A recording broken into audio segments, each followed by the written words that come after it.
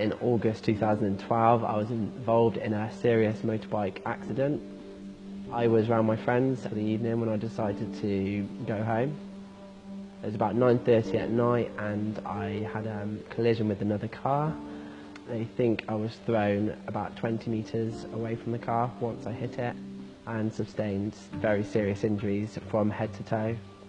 When the wheelchair air ambulance arrived, I don't actually remember anything of the accident. So I've been told that when they arrived, and they were very, very taken back because of all the injuries I had.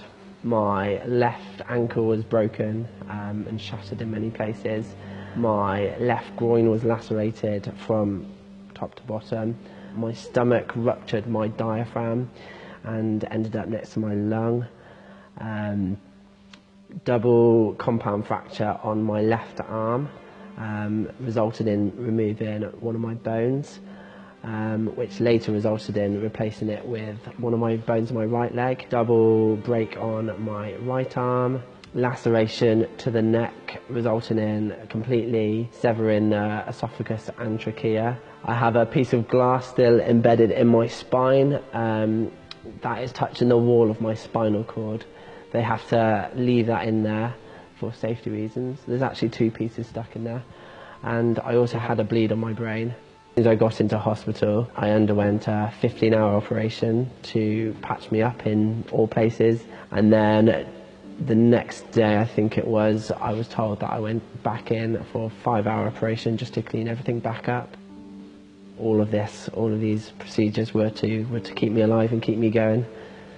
I remember a nurse asking me once I woke up where I was.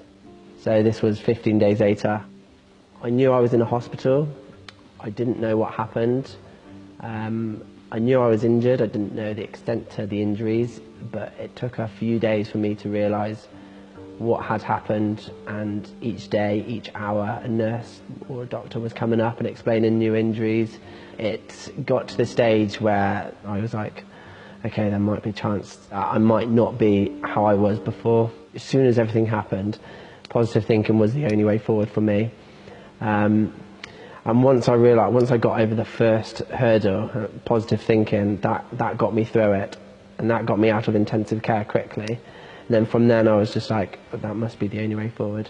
And that's how running these half marathons have been a mental battle as well as a physical battle, but positive thinking is what gets you through it massively. And I didn't have to think twice about it. The one thing, as soon as I knew what happened, who saved me, why am I still here, the one thing I wanted to do was to pay back for this amazing charity who have saved my life. Wheelchair ambulance mean a huge amount to me. Knowing what situation I was in, if it wasn't for them, of course I wouldn't be here now, but many other people would be in the same situation. They wouldn't be here today. This has made me very, very passionate to raise money for them to keep this going, just so other families and other people won't be in the same situation I was in.